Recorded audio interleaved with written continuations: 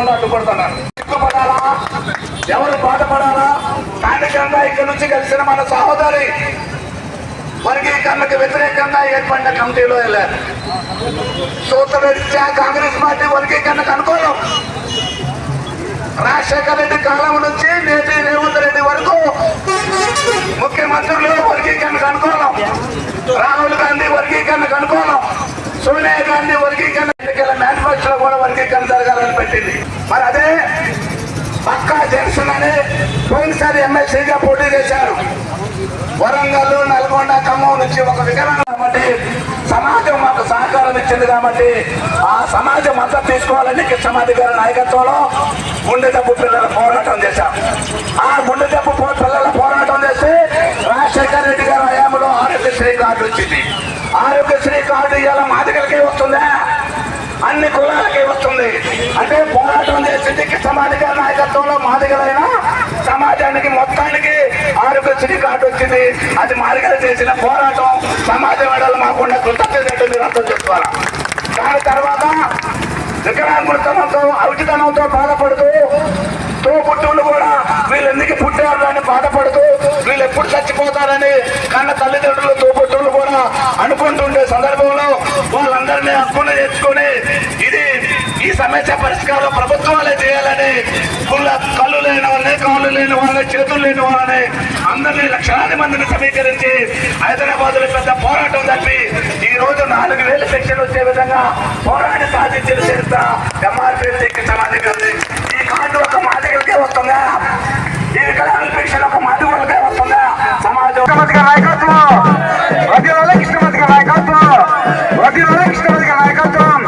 Hello Madiga, hello Madiga, hello Madiga, hello Madiga, వడ్డీలోనే కృష్ణమతి నాయకత్వం. అఖిలపక్ష నాయకులతో సంగీబావ ఫోటో వడ్డీలాలి మాజీ మంద కృష్ణమాది గారి నాయకత్వం.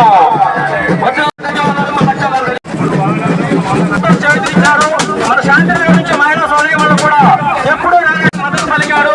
వారందరూ కూడా పేరు పేరున హృదయపూర్వక ధన్యవాదాలు.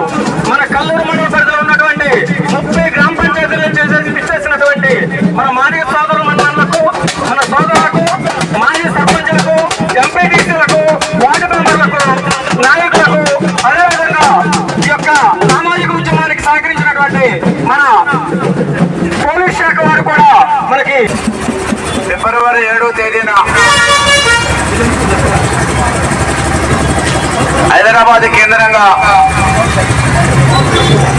ట్యాంక్ బండ్ బాబాసాహెబ్ అంబేద్కర్ విగ్రహం నుంచి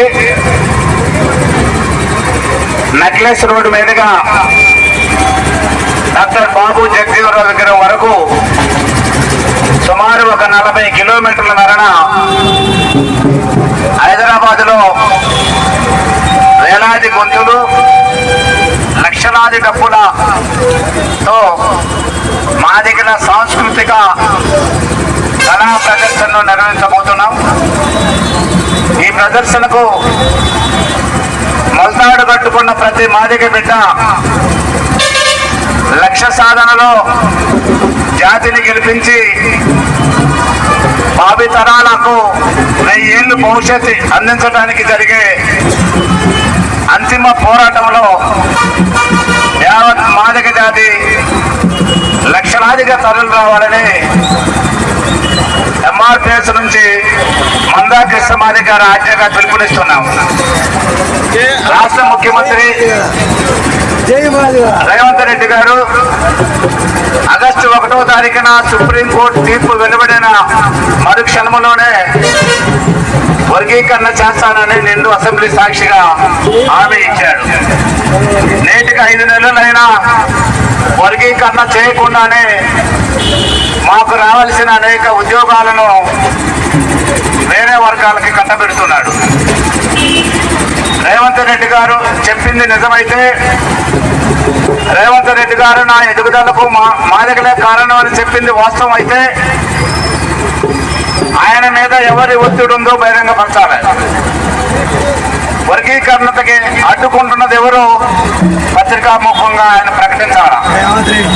వర్గీకరణ సామాజిక న్యాయం అని చెప్పిన మనిషి, వర్గీకరణ చేస్తానని చెప్పిన మనిషి 7వ తారీఖు లోపు లక్షలాది డబ్బులు, వేలాది గొంతుకుల ఆ సభకు ముందే వర్గీకరణ చేస్తారని వర్గీకరణ అసెంబ్లీ సాక్షి చేసి చూపించాల. ఫిబ్రవరి 7వ తారీఖు లోపు వర్గీకరణ చేస్తే అది విజయోత్సవ సభ అయింది, విజయోత్సవ డబ్బు అయింది. ఫిబ్రవరి 7 లోపు వర్గీకరణ చేయకపోతే అది వర్గీకరణ వ్యతిరేకులకు చావు డబ్బు అయింది.